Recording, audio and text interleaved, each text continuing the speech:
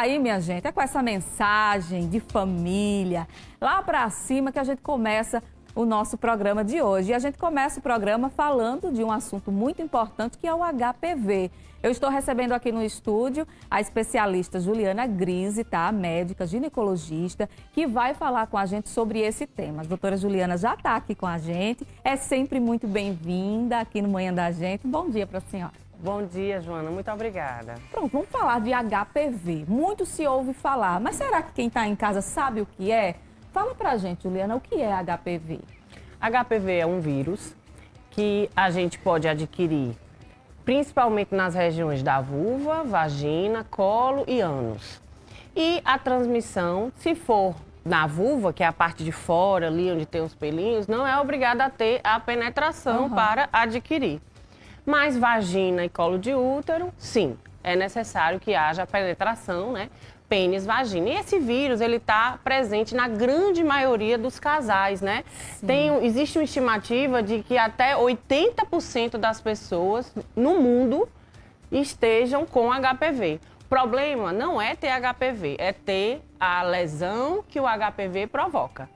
Então, entendo a lesão, a gente tem que cuidar. A lesão pode ser uma verruguinha, aquela verruguinha ali na vulva, que a própria pessoa percebe, ou no exame citológico, né, na vagina e no colo do útero, a gente vê aquelas lesões, né, que é popularmente chamado de mancha. Sim. Para poder, aí precisa classificar essa lesão, né, através dos exames, para poder fazer o tratamento da paciente. E aí você falou da verruguinha, né, que tá lá, já é um sinal de alerta. Além disso, é doloroso?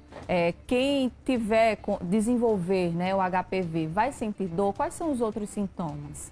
Pois é, a grande questão do HPV, Joana, é essa, porque a verruguinha, ela dá o sintoma, né? Sim. Muita gente sente ali uma coceirinha na vulva, uma regiãozinha que sente mais áspera, e aí ela vai realmente crescendo como um sinalzinho. Isso tem sintoma, mas dentro da vagina e no colo do útero, a gente não tem sintoma. E qual a faixa etária? Aí a faixa etária do Ministério da Saúde para fazer investigação, né, dos 25 até os 64 anos, para fazer investigação, né? Mas a gente vê que, como aqui no Nordeste nós temos um início de atividade sexual bem antes dos 25 anos, a gente vê muitas pacientes antes dessa idade, dos 25, com lesões e também com verruga. Então, aqui no Nordeste a gente precisa realmente começar a ir antes dessa recomendação do Ministério da Saúde, que é 25 anos. Agora, Juliana, dá para prevenir? Dá para fazer algo para a gente não desenvolver? A melhor prevenção, Joana, com certeza, sem dúvida, é a vacinação.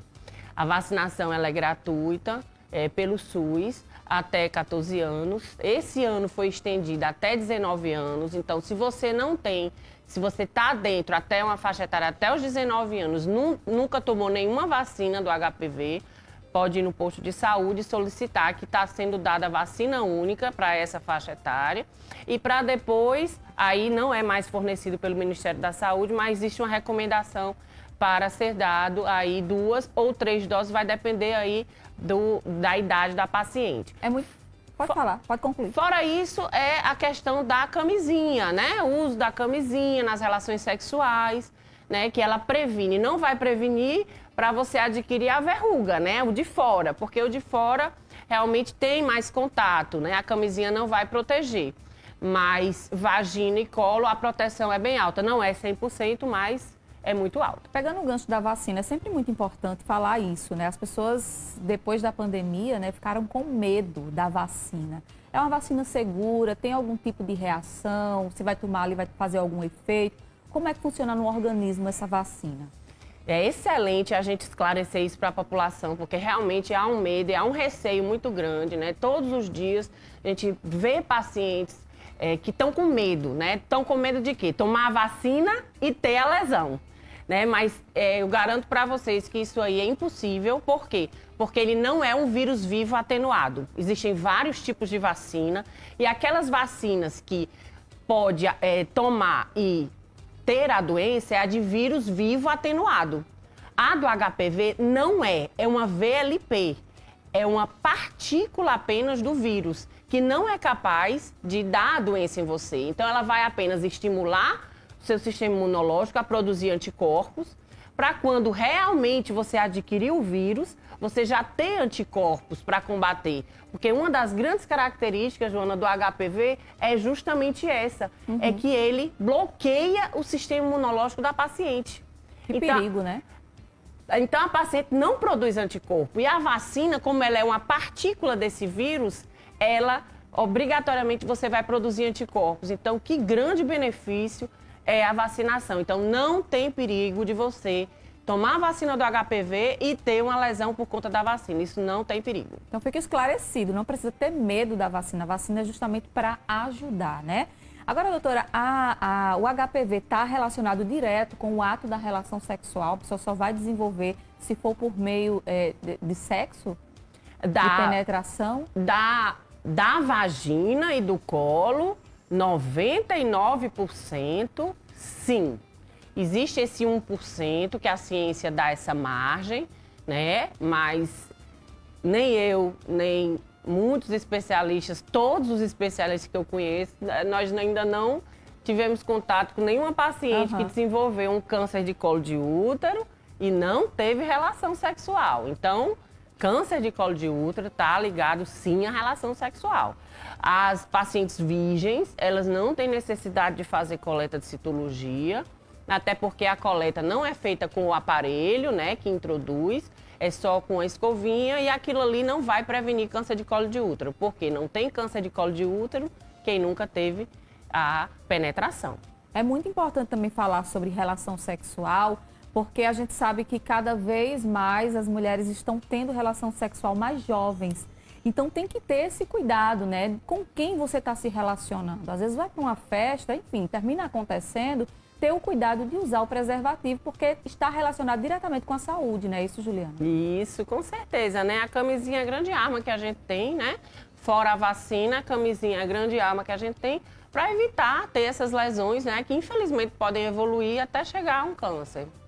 Agora a gente está falando sobre preservativo, né? Para tirar a dúvida, é verdade ou mentira que o preservativo masculino não protege contra o HPV?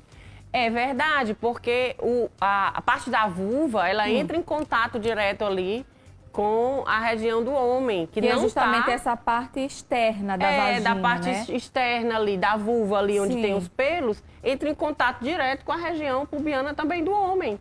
Então, se ali tiver contaminado com verruguinha, ela vai adquirir, mesmo sem a penetração. Aí, para garantir um ato seguro, a mulher tem que usar o preservativo feminino, é isso? É, o preservativo feminino, aí nesse caso, como ele é maior, né, ele abrange ali a área de fora, sim.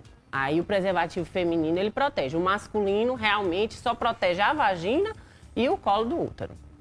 É complicado, porque fica ainda mais difícil se proteger, né? Porque acho que não é tão comum, não sei, as mulheres usarem o preservativo feminino. Aquela mulher, doutora, falando ainda sobre relação sexual, que tem um único parceiro, né? Que ela é casada, enfim, tem um único parceiro. É mais difícil ela desenvolver o HPV? Muito interessante sua pergunta, Joana, que é uma coisa que a gente vê todos os dias no consultório. Doutora, como é que eu tô com uma lesão se eu só tenho um único parceiro, né? Atualmente, a Sociedade Brasileira até de Patologia do Trato Genital Inferior até diz, não pergunte mais o número de parceiros para paciente. Sabe por quê? Porque esse parceiro que ela tem, ela pode ter tido só ele. Mas se ele tiver tido 100 parceiras, é igual a ela ter tido 100 parceiros. Então importa que seja o único parceiro dos dois, né? Não Sim. pode valer só para um lado. Exatamente. Então, assim, o número de parceiros, a paciente que tem único parceiro, ela acha que ela está muito protegida, porque ela não se expõe. Ela não se expõe, mas se o parceiro se expôs, o parceiro entrou em contato com muitas mulheres que pode ter passado para ele o HPV e ele passa para ela. Então, assim, não existe, infelizmente, uma proteção em ter um único parceiro, nesse sentido que eu estou falando. A escolha do parceiro aí, no caso, é primordial, né? Sim. Agora, eu gostaria de saber, HPV pode deixar a mulher estéril? Excelente também. A gente vê todo dia essa preocupação. Pacientes que a gente vai fazer biópsia. Ai, doutora, mas será que isso vai interferir? Não, gente, não interfere em nada. Quem tem HPV, o HPV, ele é um vírus que só fica ali no trato genital inferior.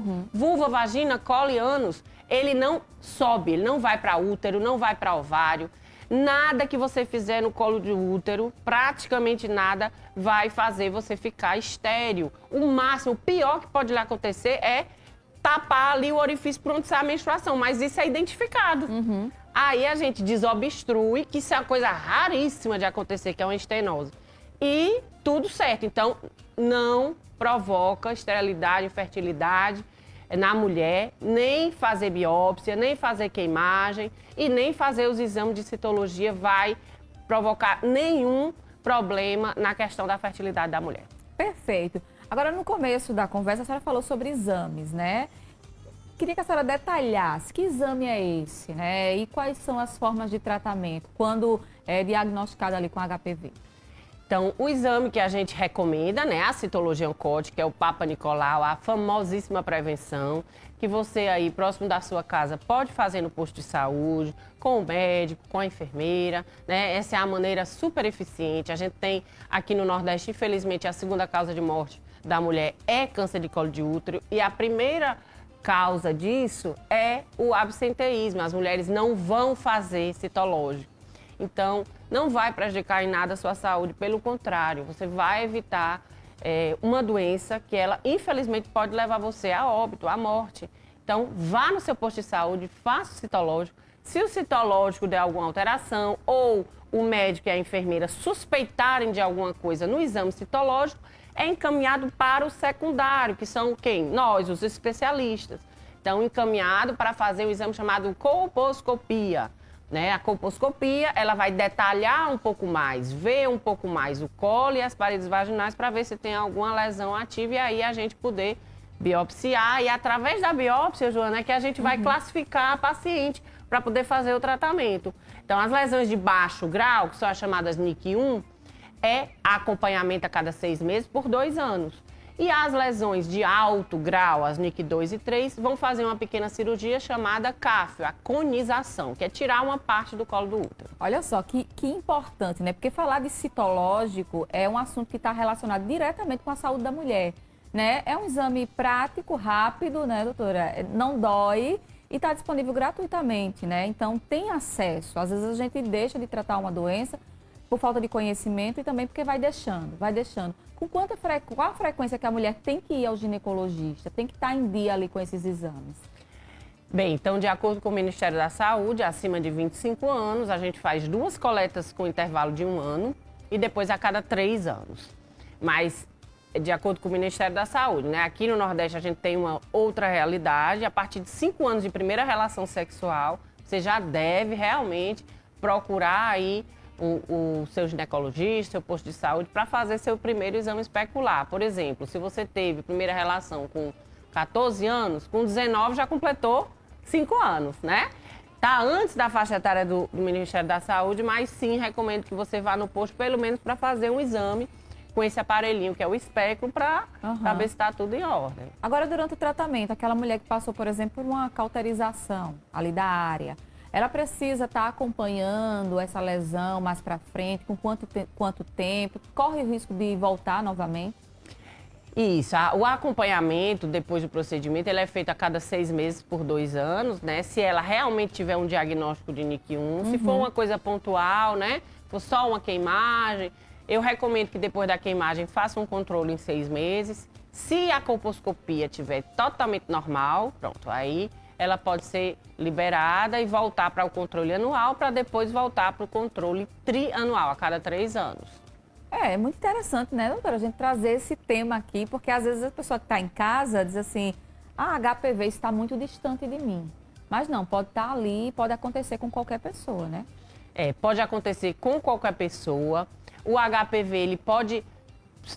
Você pode adquirir o HPV e ele ficar na forma latente, que é dormindo dentro do seu organismo, nenhum exame vai detectar, e ele pode acordar aí até 20 anos. Então, cuidado aí com os julgamentos, né? A mulher que tem HPV não é obrigatoriamente uma mulher promíscua, uma mulher que teve vários parceiros, né? Esse é um julgamento errado com relação às lesões de HPV. Sim, a gente tem algumas mulheres que têm muitos parceiros e adquirem HPV. Essas mulheres realmente se expõem mais. Mas a mulher de único parceiro também pode ter. Então, cuidado com os julgamentos para aquelas mulheres que têm HPV, né? As mulheres que têm HPV, Joana, elas têm muita vergonha. Com certeza. Elas Tudo que sentem envolve muita... essa área íntima tem essa questão da vergonha, né? É, tem muita vergonha e sentem muita culpa. Culpa porque adquiriram o HPV, né? O vírus. Como é que pode, doutora, eu adquirir se eu só tenho um único parceiro? Aquela história do único parceiro, né? É verdade. Mas, gente, muitas vezes o seu parceiro nem sabe que adquiriu. E aí transmite para você, né? Sem nem saber.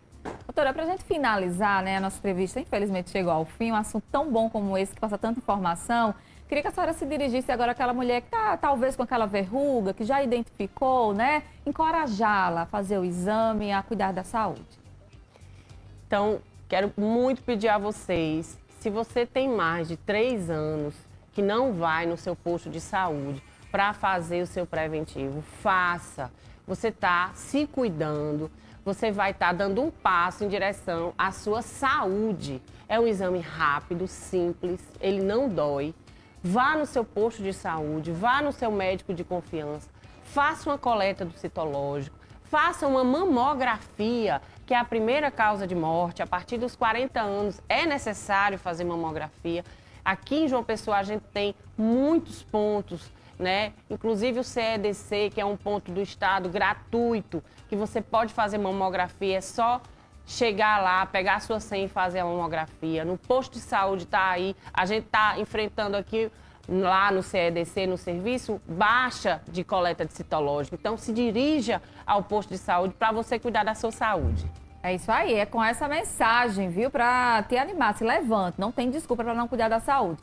Muito obrigada, viu, Juliana? Até a próxima. Eu que agradeço. É sempre muito bom conversar, né, com a doutora Juliana. Sempre traz dicas importantíssimas para a gente aqui. Espero que você absorva, tá? E põe em prática, porque o importante é isso. Agora vamos mudar de assunto.